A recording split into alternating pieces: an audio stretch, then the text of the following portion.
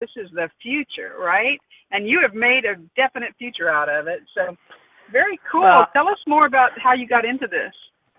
so I always saw the internet as, and I still see it the same way now, as a pyramid, where at the top of the pyramid we have people that are in their 60s and 70s that are playing with the internet and they get to like it and things like that.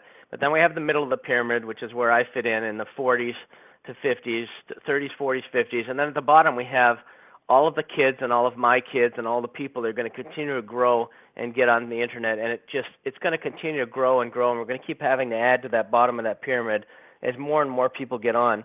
And it's very important to have the right domain name for your business and make sure that you're buying and selling. We teach you how to buy. Well, I teach you how to buy and sell the proper domain names, because you can't buy things like company names or trademarks or things like that.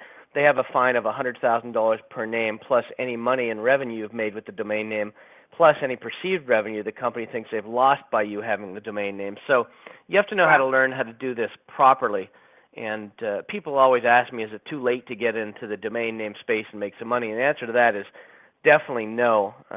One of the things I teach people is you can start up with just $100, buy 10 domain names, and I'll teach you how to sell one of them for at least $2,500, and you'll never get that kind of interest at the bank. So I mean, it's That's definitely right. still a great industry for sure, and there's still lots of time for people to get in it and make lots of money. Yes, I have tons of questions. I mean, just running through my head at this moment. The first one I want to ask you, because I just had this conversation with a client this last week. I have a client that just changed his business name, and so he's looking for his domain. And we were having the conversation of the .com versus anything else. Is that still the must-have, or how do you feel about it? The .com is still the must-have, although there's been tons of new, what they call new GTLDs that have come out. So you have like .expert, .guru, .business, .club. I mean, there's all kinds of different ones, but unfortunately the general population isn't really familiar with them right now. It will be in about 3 to 5 years, but it's going to take that long before it starts to sink in. But definitely com is the main one to have, always will be. Com is king, and then after that there's some little princes and princesses. It's not bad to get one of the other names as long as you're going to build your business on it. They're not great names to buy and sell right now because people aren't aware of them, but for building your own business, it's not a bad decision if you're actually going to build a viable business on it. But I would still try to get the com first, or both. Okay, great. Great. And do you think that people should buy, like you said, both or multiples of their name? It doesn't hurt. I mean, there's some tips to when you're buying a domain name. You want to keep it easy to type, so you don't want things with misspellings or missing a letter here and there, like the word express. You don't want to use XPRESS because people are going to go to express. You don't want things with double letters in the middle. You want to keep it short. You want to use keywords that describe your business when you can, because it gives you extra SEO value. If you're doing a local business like, I don't know, Chicago Car Repair, you want to have chicagocarrepair.com because there's nothing better for your business that describes what you want to do. And again, you want to avoid numbers and hyphens in your domain names. And you want to make sure you pass the radio test. Since we're on the radio right now, you want to make sure it's an easy name for people to understand and spell just from on the radio. And then be memorable, of course. If you can be memorable and come up with something that people are going to remember, it's going to be great. But definitely you want to make sure that it passes the radio test, because sometimes you don't have a business card and you tell somebody what your website is, and you don't want to leave them that opportunity to misspell it. Absolutely. Absolutely. And especially in the English language when there's so many possibilities to so many words these days. So Definitely. When we look at buying and selling domains, what is, what is some of the advice you give maybe to the beginners?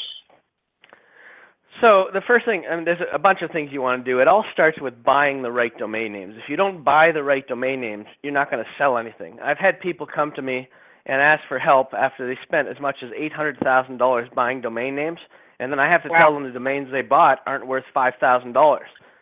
It's not an easy conversation to have, but you want to have that before you spend the money and go out and spend ridiculous amounts of money. So I definitely think you should start with a small amount. $100 gets you 10 domains.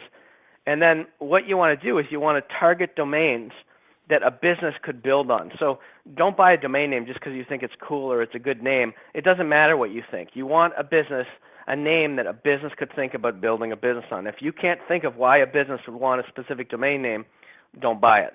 Whereas something like the Chicago Car Repair, Chicago Glass Repair, you know why they're buying that name. You know that it's a possibility. It doesn't matter if it's 3 words, because if I buy chairs.com, I don't know if I'm selling pool chairs, executive chairs, office chairs. I don't know what I'm selling. Lawn chairs. Right. If I have lawnchairs.com, then people know more what I'm selling. And if I go to something like black executive chairs or white executive chairs, it's more targeted, and the visitors you're going to get and the product you're going to sell is exactly what you want. So you want to stick to products and services because that's what businesses would want. And there's tons of services. So if you're not sure what services, check angieslist.com. They've got thousands of services on there. Locksmiths, could be anything, driveway repair, anything around the house, because most people have a place they live. Closets, custom closets, anything to do with around the house is a popular domain name and would have interest. And you can even make it local because people aren't going to go from Philadelphia to Los Angeles to get a custom closet. Right, right, so, exactly. Very cool. So thinking about that same client of mine, the name that he named his business, he found the domain, and the domain's for sale for $2,500. So okay. What does he need to know about that? Is there room to negotiate? What's the process? Is the buyer, and then we'll come back and talk about being the seller. Okay, so I'm glad you brought that up because one thing that people don't realize is just because I have a bunch of really good domain names, it's the buyer that actually sets the price. The buyer is going to dictate whether that's a $5,000 or a $100,000 domain name. And I've sold lots of names for 6 figures, 7 figures, and even one for 8 figures. But it's the buyer that dictates the price. So if the market value for that domain name is what your friend is willing to pay for it, a $2,500 domain name, there should be room to move on that one. So he can probably get it for anywhere between $1,200 to $1,500. He's just going to have to negotiate, and there is room to negotiate. And I probably know who has it, so if you want, I can talk to you after the show and help him get it. Okay, great, great. So now let's flip it and let's think about it's your client, and they've got the domain and they want to sell it. What do they need to be looking at? So as a seller, there's lots of things that you can look at. So, for example, you can look at. Let's take one of our examples. Let's go with Chicago, I think, was auto repair. So let's look at people in Google. They're already paying for those keywords, and they could be paying as much as $6 to $7 a click for those things. Well, we can get this domain to them, build them a site, set it up for lead generation if they already have their own domain name, or if they don't, we can build them a website on it, get it ranked, and they no longer have to spend that few $1,000 or $500 a month they're spending on clicks, and they can buy the domain, own it, get it listed in the top 10 on Google for maybe $1,500 to $2,500 a month. The value when you're selling it is not to tech them out and say how many visitors it gets and how much traffic it gets and how great the name is. All a business wants to know is how many clients can it get me per month or per day, and that's how you have to explain to them. And a lot of times I do what's called lead generation, which means they don't want to buy the domain name. That's fine. So then I'll work out a deal with them where they'll pay me 15 to 20% for every client that I send them, but only the clients that they close. Then I get to still keep the asset, and if they decide after 6 months they don't want to do it anymore, I'll find somebody else in Chicago that does. Oh, that's smart. Wow, I hadn't thought about it from that angle. There's an abundance of people. There's tons of people that I can call and say, look, if I send you clients and you only pay me for the clients that close, are you interested? Everyone's going to say yes. Everyone wants new clients. That doesn't cost them anything. Dentists will pay $125 to $150 per new client because they get you. They may get your husband if you like them. They may get your kids. They may get other people, and they get you for life. So there's certain industries that will pay a lot of money for clients like that, and lead generation is great because you always own the asset. Yeah, I love that. Very cool. So, obviously you have a lot of clients that are doing this, and what are we looking at as far as time commitment for this type of business? So time commitment, it's something that can definitely be done part-time.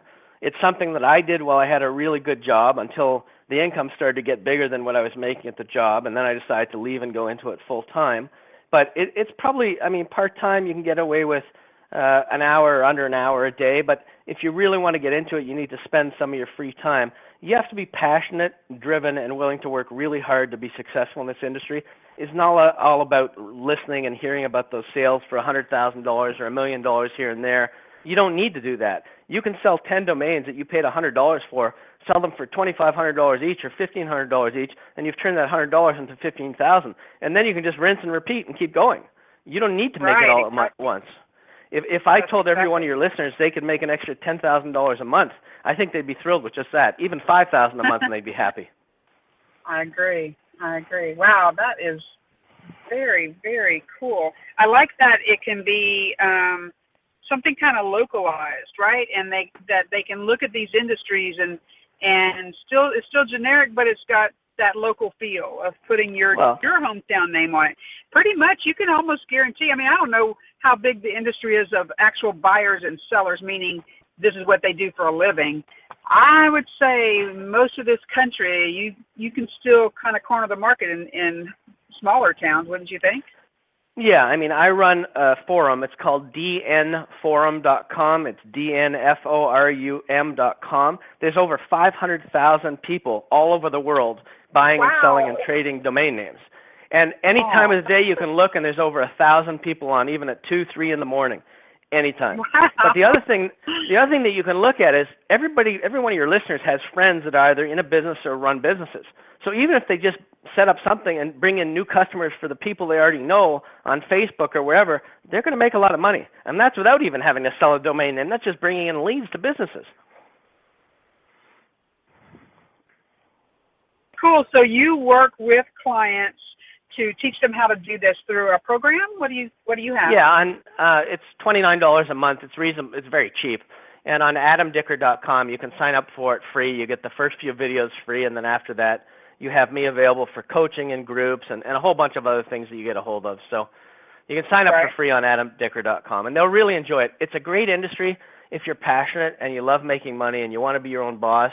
It's a great industry. But I put myself in my office from 8:30 in the morning till dinner time every night, and then I may have to come back after dinner with my family, and I may have to do some more meetings because I'm dealing with people in all kinds of different time zones. But it's a great business. It sounds like it. Okay. Interesting. I'm so glad you were on today, Adam. This has been a great conversation. Well, I appreciate you having me. Yeah. And so, guys, be sure you check out adamdicker.com, and you'll see exactly what Adam was talking about. And I'm assuming they could connect with you through social media? Yeah, I give out all my contact information. People are always surprised, but my Skype is adam.dicker. My cell number, which I give out and most people don't, is 416-884-0535. And I actually get people surprised when I answer it, so don't be surprised. And then my email is adam@dcg.com, and I'm more than happy to help people get started. I love to pay it forward, and I love this industry that's been so good to me. So let's help get you independent from that cubicle. Or it's great for stay-at-home moms, stay-at-home dads. It's great for anybody. Yeah, most of my audience are small business owners and entrepreneurs, and many of them are looking for those secondary incomes, right, just to add another revenue stream into their business. I think this is brilliant. The majority of them are online, marketing their businesses through online aspects already. So this is just another level for them. So, and I can teach them how to do that better as well, so they can get their business on page one within a week. But yeah, anytime you can add extra revenue to your existing job or your existing salary, it's win-win for everybody. I'm glad you said that, Adam, but we do have about 2 more minutes, and I just wanted to say that I meant to point that out a while ago, that you mentioned that the whole idea of it not just being about the website, but maybe providing a website for someone or getting the traffic going or whatever that looks like. So I was going to ask you if you taught that as well. So thank you for answering. I do. I teach all that. I even teach you how to get videos that you do moved up on page one, basically how to knock off any competitors and how to find out what keywords your competitors are advertising and get better placement than they do. Very good. Awesome. Well, thank you so much, Adam. We'll have to have you back. This is a very intriguing conversation. I'm willing to come back anytime. And again, thank you for having me. It was an honor to be here. All right. All right, guys, hold on. We're going to take another short break, and we'll be back with our second guest of the show. Did you know that an estimated 52 million Americans listened to Internet radio in the last month? Or that weekly Internet radio audience has increased 60% over the last year? And that more than 8 in 10 people are online from any location? Tough Talk Radio Network is a company dedicated to providing a platform that allows opportunities for guests, hosts, and sponsors to market themselves to the internet radio medium where they can be